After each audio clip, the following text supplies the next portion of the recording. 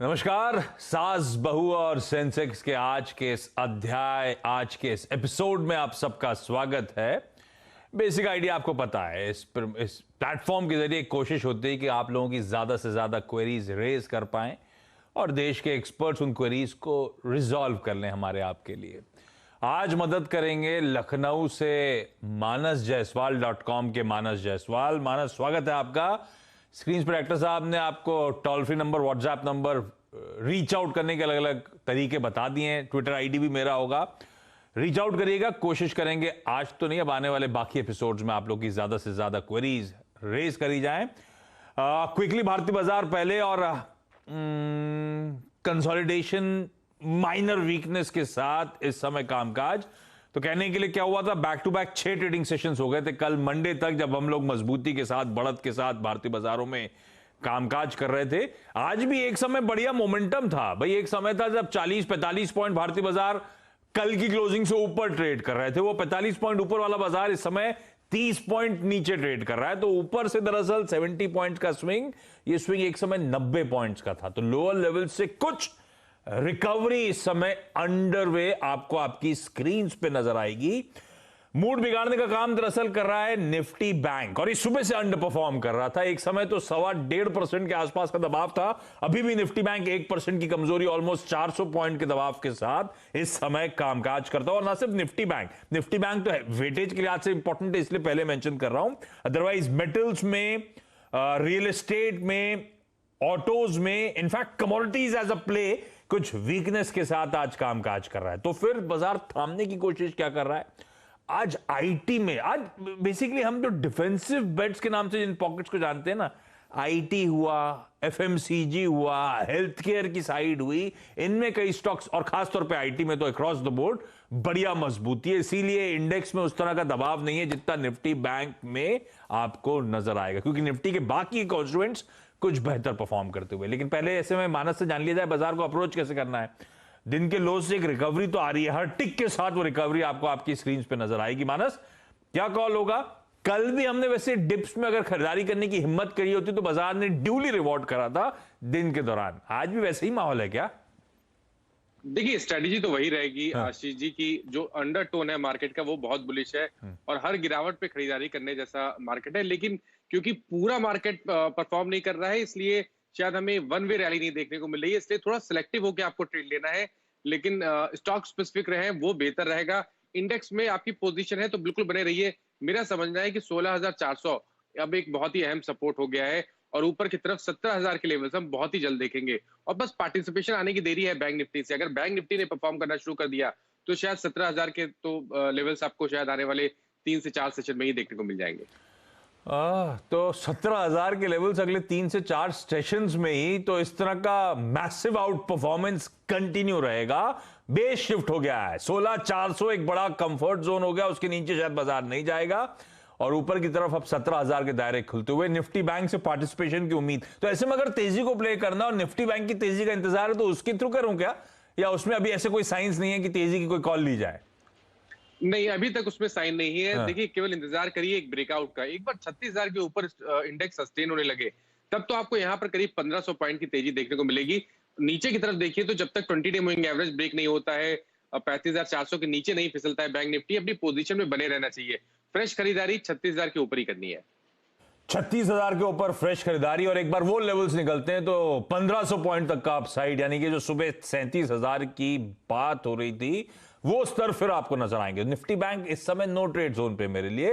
मन तेजी का ही है बाजार को लेकर। निफ्टी में डिप्स में खरीदारी है, निफ्टी बैंक में 36,000 के ऊपर एक बार सस्टेन करता है तो फ्रेश तेजी की शुरुआत होगी। तब मैं इस पॉकेट में एंटर करूंगा, तब मैं इस पॉकेट में तेजी के सौदे लूंगा। सबको स्क्रीन पे दिखाइए जो जो जुड़ चुके हैं। डॉक्टर साहब, दिल्ली जाना है आज, जयपुर जाना है और बेंगलुरु जाना है। तो शुरुआत दिल्ली से कर दी जाए। भारती जी आपको आपकी स्क्रीन पे नजर आएंगी। भारती मैम, थोड़ा सा अपने बारे में बताओ मैम, क्या करते हो आप, कब से स्टॉक मार्केट्स में, और कैसा रहा अब तक का ये स्टॉक मार्केट की जर्नी? Good afternoon. मैं एक्चुअली पिछले साल ही स्टॉक मार्केट में एंटर किया था कोविड के बाद। हाँ। हाँ, तो अभी एक्चुअली मैं होम मेकर हूँ। हाँ। तो अभी मैंने कुछ लॉसेस भी हुआ है, कुछ मतलब प्रॉफिट भी हुआ है, बहुत चल रहा है मेरा। लेकिन अब मेरे पास अभी कुछ रिसेंट स्टॉक्स है नहीं। मेरे पास था जोमेटो, भी मुझे मिला था आईपीओ में, उसमें अच्छा प्रॉफिट हुआ था। और HCL टेक भी मैं एक्चुअली 800 लेवल में खरीद के 900 रुपीज प्रॉफिट में मैंने सेल कर दिया था। अभी इतना हाई चल रहा है सेंसेक्स, तो एक्चुअली थोड़ा इनसिक्योर फील हो रहा है एंटर करने में। इनसिक्योर? अच्छा, पहले मैं आता हूं, बहुत सारे इंटरेस्टिंग सवाल हैं आपके। ये पिछले साल लॉकडाउन में आप होम मेकर हो और लॉकडाउन में आपने शुरुआत करी, क्यों करी? और कुछ बैकग्राउंड था या घर पे कोई करता था? स्टॉक मार्केट में कदम कैसे रखा, क्यों रखा? एक्चुअली हस्बैंड पहले करते थे, हाँ। फिर वो बंद कर देते, वो तो जॉब करते हैं, तो थोड़ा उनसे ऐसे ही सुन के इंटरेस्ट हुआ।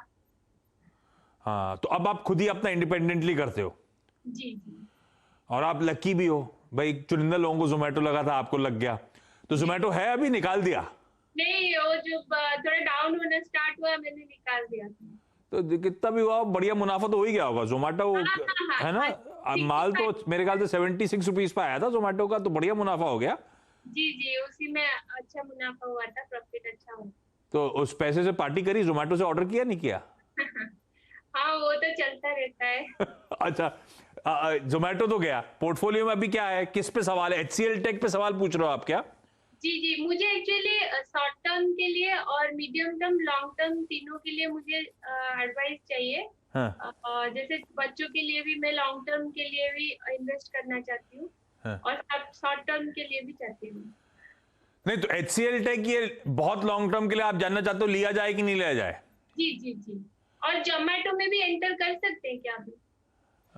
दिल मांगे मोर है भाई, पर मानस जी के पास बहुत ज्यादा जोमेटो के तो चार्ट होंगे नहीं जी। फिर भी मानस जी 75-76 का माल अच्छे खासे रिटर्न्स में हमने बेच दिया, ठीक है, मुनाफा आ गया, फिर जाने का मन कर रहा है जोमेटो में। चार्ट वार्ट पे देख के बता सकते हो क्या आप, क्या अभी बहुत ज्यादा पैटर्न डेवलप हुए नहीं है, छोड़ दिया जाए?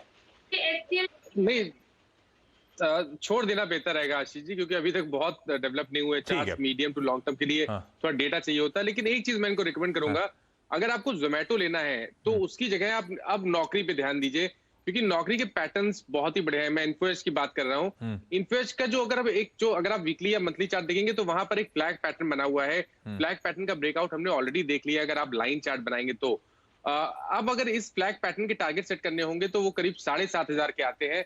करंट लेवल से भी 2,000 रुपए की रैली देखने को मिलेगी। शायद इसमें 12 महीने का समय लगेगा, लेकिन बेहतर रहेगा कि जोमेटो की जगह अब नौकरी पे ध्यान दिया जाए, यहाँ खरीदारी करिए और 4,800 के नीचे अपना स्टॉप लॉस रखिए।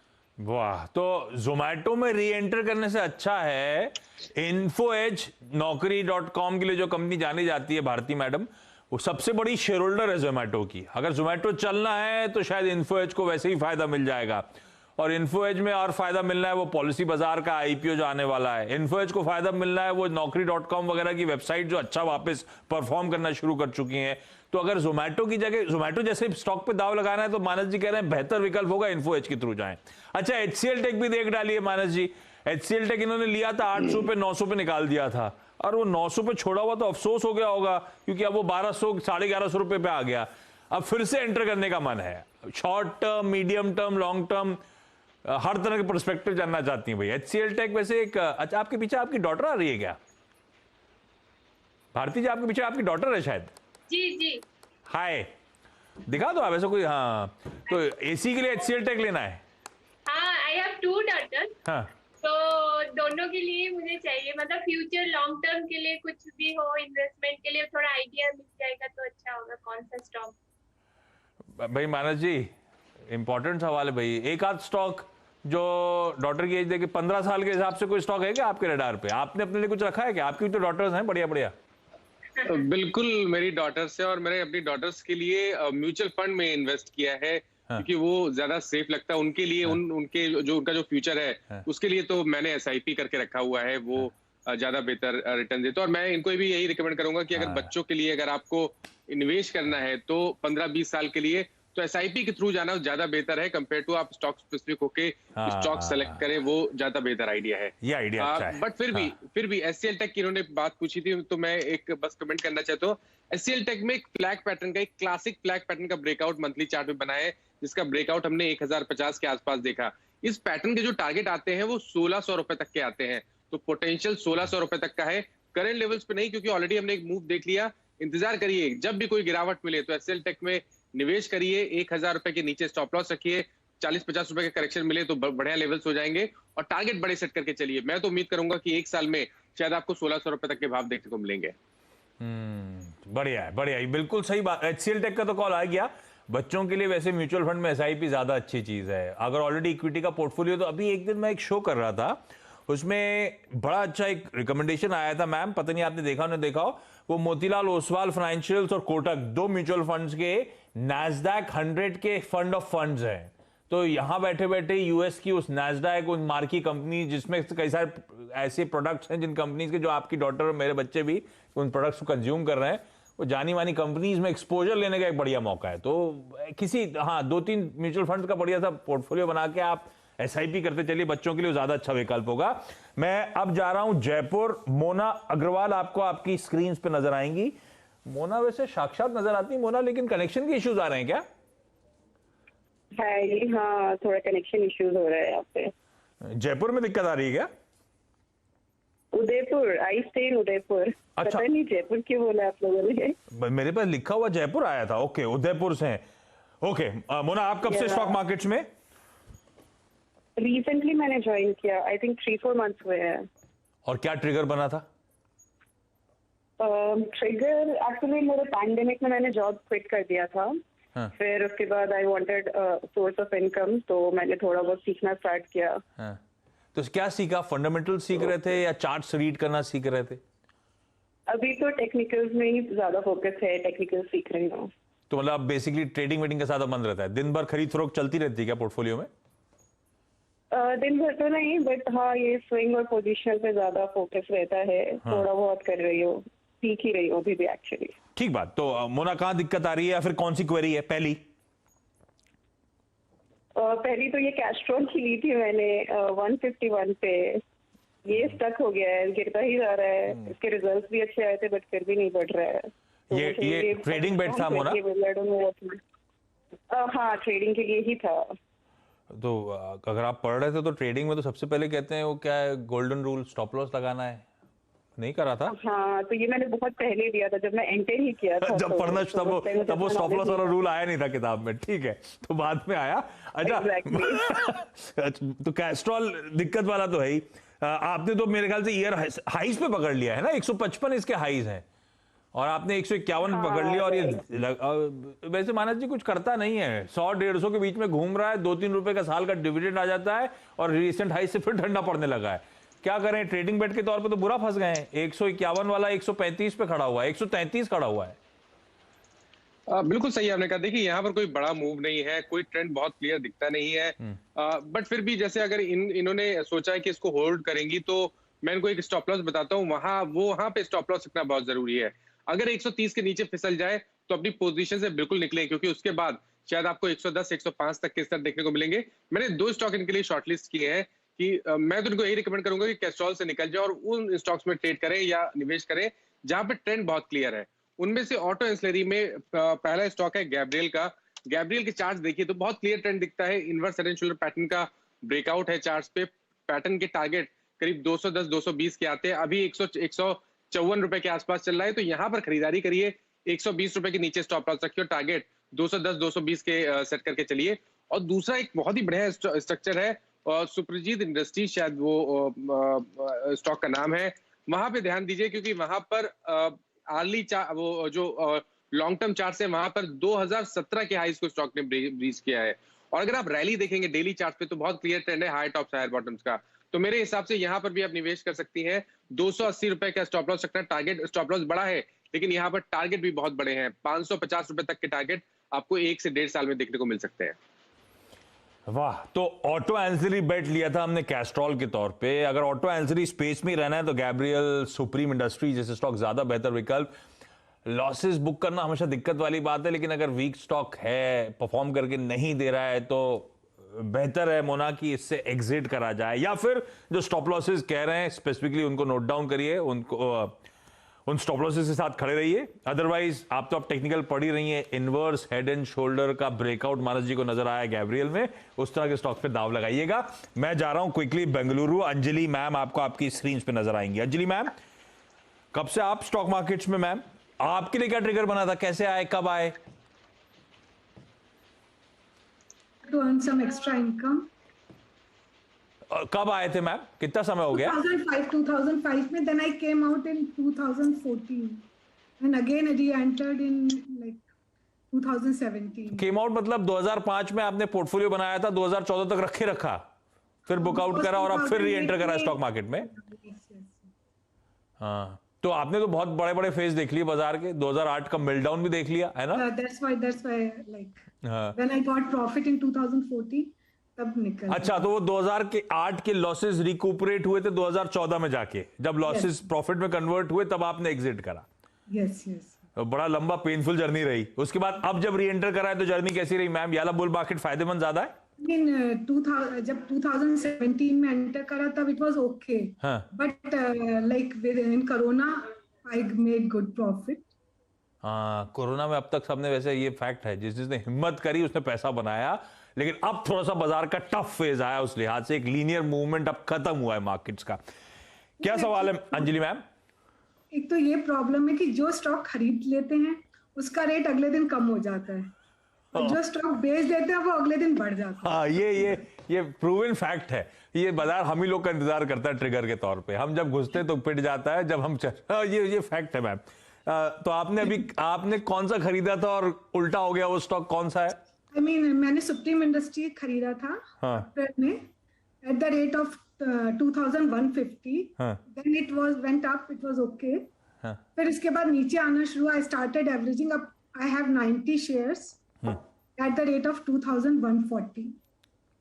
2140 पे 90 शेयर हो गए एवरेज करते करते। और मानस जी, ये इसका एक साल का चार्ट दिखाएं डॉक्टर साहब का? तो 2020 की बढ़िया री रेटिंग के बाद ये 2021 इसके लिए अच्छा नहीं है, कंसोलिडेशन में चला गया है, थका हुआ है, वो तेजी बंद हो गई है। आप कुछ कह रहे हो अंजलि मैम? फर्स्ट क्वार्टर के तभी भी स्टॉक नीचे जा रहा है। नीचे जा रहा है भाई। मानस जी क्या करें? है लॉन्ग टर्म के लिए, लेकिन बस हर दिन गिरता रहता है तो नहीं, लॉन्ग टर्म में फिर वो क्या कहता है, वो भरोसा डगमगाने लगता है, थोड़ा डर लगने लगता है। मानस जी क्या करें? देखिए, हमें ध्यान रखना है कि सुप्रीम इंडस्ट्रीज ने एक बहुत ही बढ़िया मूव दिया, 800 रुपए से लेकर 2300 रुपए तक की रैली देखी। तो जो गिरावट देखने को मिली है उसे घबराने की जरूरत नहीं है, ये केवल एक करेक्शन है, एक रिएक्शन है जो हमने पिछली रैली देखी थी। मेरा समझना है कि शायद बहुत क्लोज है हम लोग सपोर्ट के, 1900 रुपए बहुत ही अहम सपोर्ट है, शायद स्टॉक इसके नीचे नहीं फिसलेगा, इसलिए बिल्कुल चांस लीजिए, 1900 रुपए के स्टॉप लॉस से बने रहिए।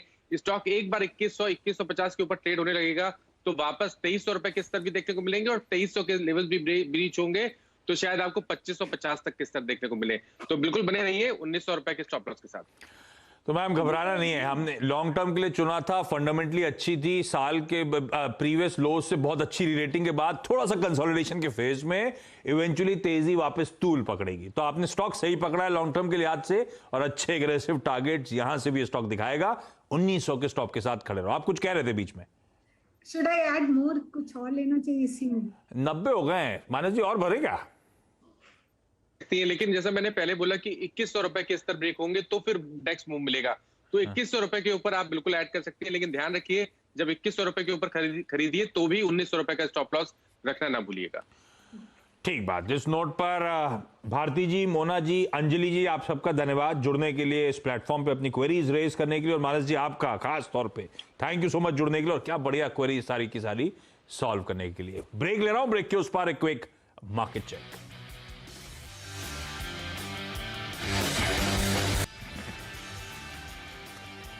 ब्रेक के बाद आपका स्वागत है। 1/4% का आप निफ्टी में, निफ्टी बैंक फिर से वही 1.25% की कमजोरी की तरफ बढ़ता हुआ, और सबसे बड़ी दिक्कत वापस वो ब्रॉडर मार्केट में पेन क्लियरली विजिबल है।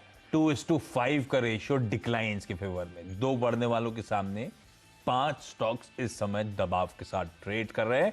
ऐसे में मिड कैप्स में चल क्या रहा है कहां हो रही है पिटाई, कहां है कमाई के मौके, इस पर फोकस मिड कैप मंत्र में छोटे से ब्रेक के उस पार। नमस्कार।